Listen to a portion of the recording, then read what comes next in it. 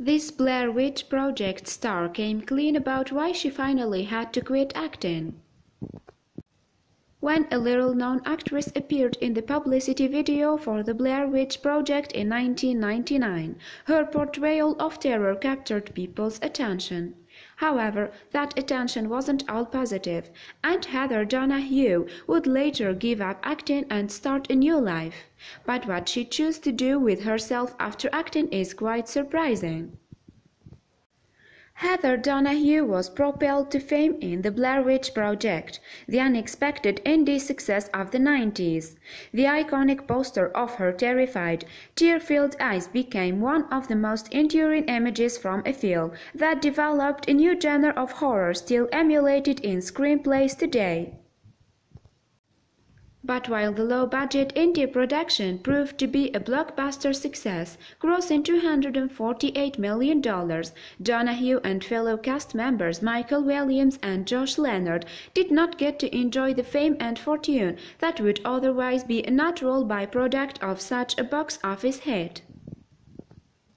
The protagonists all agreed to have their characters use their real names and filmed much of the footage themselves over an 8-day period.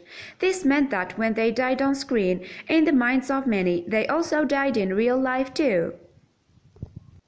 To boost the hype surrounding the film, the actors were listed as deceased on their IMDb pages.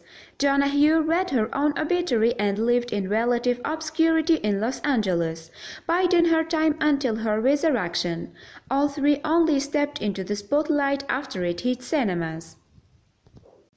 Instead of acclaim, Donahue faced an unprecedented backlash amid mounting criticism of the film, was spoofed repeatedly in skits and in infamous Scary Movie scene, and her mother received condolences from people around the world, convinced she was dead. Worse still was the reaction from those who approached her on the street saying they wished she was dead, and demanding their money back.